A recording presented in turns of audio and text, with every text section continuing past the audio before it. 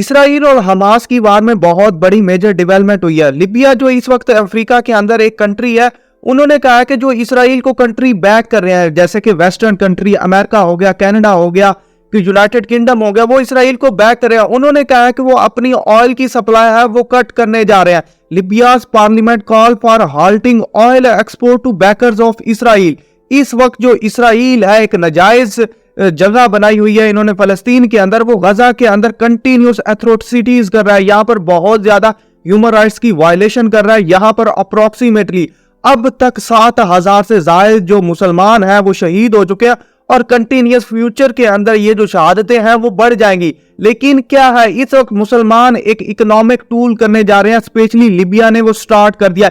इससे पहले टर्की ने भी अपनी जो ऑयल की डील थी, अपनी जो गैस की डील थी, अपने जो डिप्लोमेटिक टाइज थे वो इसराइल के साथ खत्म कर दिया है। इसके बारे में डिटेल से डिस्कस करेंगे। फ्यूचर के अंदर पॉसिबिलिटी क्या है, आपको बहुत ज्यादा इंफॉर्मेशन मिलने वाली है और इस वीडियो को लाजमी देखें, आपको बहुत ज्यादा इंफॉर्मेशन मिलेगी। इस वक्त जो लीबिया है ये एक कंट्री है अफ्रीका के अंदर, अप्रोक्सीमेटली बहुत ही जो इसके शेयर हैं ऑयल के अंदर, एक ऑयल रिच कंट्री है, ओपेक के अंदर भी आती है। ये मेडिटेरेनियन सी के किनारे है, ये सारा आप देख रहे हैं ये मेडिटेरेनियन है। यहाँ पर ये फलस्तीन हुआ करता था, लेकिन आज पर यहाँ पर इसराइल आबाद है। ये है इजिप्ट की बाउंड्री। यहाँ पर पहले कौन लीडर होता था? मोहम्मद कदाफी। मोहम्मद कदाफी एक मुस्लिम उम्मा के अंदर एक बहुत बड़े लीडर गर्दाने जाते हैं। ये सारा जो लीबिया है इसका जो कैपिटल है, जैसे पाकिस्तान का इस्लामाबाद है, इसका कैपिटल है तरपोली। तरपोली यहाँ पर बहुत बड़ा कैपिटल है। ये जो इस वक्त रिच नेशन है, अपने जो बॉर्डर्स हैं तमाम कंट्रीज के साथ मिलाती है, अलजायर के साथ भी हो जाते हैं।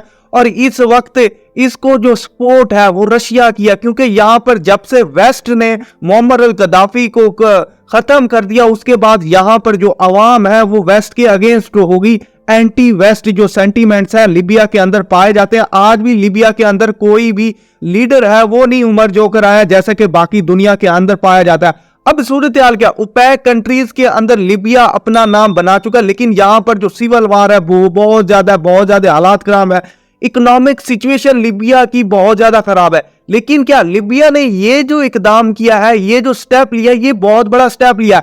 अपनी इकोनॉमी के खराब होते हुए वेस्टर्न जो नेशन है उनकी ऑयल की सप्लाई कट करने की धमकी दिया। उन्होंने कहा हम कर रहे हैं, लेकिन यही जो प्रेशर है बाकी कंट्री जैसे कि सऊदी अरेबिया इस वक्त रिच इन ऑयल है, ओपेक के अंदर सबसे ज्यादा जो प्रोडक्शन सऊदी अरेबिया करती है। इस तरह क्या लिबिया ने जैसे ही ऑयल की सप्लाई बंद कर दी गई तो इसी तरह सऊदी अरेबिया के ऊपर भी प्रेशर पड़ेगा, इराक के ऊपर भी प्रेशर पड़ेगा, कुवैत के ऊपर भी प्रेशर पड़ेगा कि हम एक जो तबाह नेशन है जिसका कोई भी लीडर नहीं है, वो ऑयल की सप्लाई वेस्टर्न कंट्रीज को बंद कर सकते हैं, ये कंट्रीज क्यों नहीं कर सकते? ये बहुत बड़ा प्रेशर होगा जो कंट्रीज इस वक्त वेस्ट को सपोर्ट कर रही है। ओपेक कंट्रीज के अंदर इस वक्त जो फायदा है वो मुस्लिम ममालिक का इकोनॉमिक गेन को हासिल करके, जो इस वक्त इनके पास इकोनॉमी है इसको यूज करके पॉलिटिकल गेन हासिल कर सकते हैं। इन्होंने क्या है कि हॉल्टिंग ऑयल एक्सपोर्ट भी कर रहे हैं और साथ साथ इन्होंने कहा है कि जो उनके कंट्रीज के एम्बेसडर्स हैं उनको भी निकाल रहे हैं। जो हाउस ऑफ रिप्रेजेंटेटिव्स है लिबिया का, उन्होंने कहा calls on ambassador of countries supporting Israel to leave Libya, Libya को भी छोड़ जाए, जिसके अंदर जो इनके कंट्रीज के हैं जैसा कि यूनाइटेड किंगडम हो गया, इसका एम्बेसडर भी लिबिया के अंदर है, फ्रांस का एम्बेसडर भी, इटली का, यूएसए, इनका ये जो एम्बेसडर है यहाँ पर रह रहे थे, उनको कहा था यहाँ से निकल जाओ, क्योंकि इसराइल गजा के अंदर कंटिन्यूस बहुत ज्यादा बम्बिंग कर रहा है, यहाँ पर कारपेट बम्बिंग कर रहा है, बहुत ज्यादा जो कैजुअलिटीज हैं, जो शहादतें हैं वो हो रही हैं, क्योंकि अनआर्म्ड सिविलियन है जो गजा के अंदर है उन पर कंटिन्यूस बमबारी हो रही है। जब तक लिबिया ने कहा है कि ये तुम नहीं रोकते, हम कोई भी जो मेजर स्टेप है वो आगे नहीं बढ़ाएंगे, अपनी ऑयल की सप्लाई नहीं करेंगे। इसी तरह टर्की ने भी पहले आपको बताया किया है कि उसने अपनी जो डील थी इसराइल के साथ या मेडिटेरेनियन सी के अंदर गैस एक्सप्लोर करने की वो खत्म कर दिया।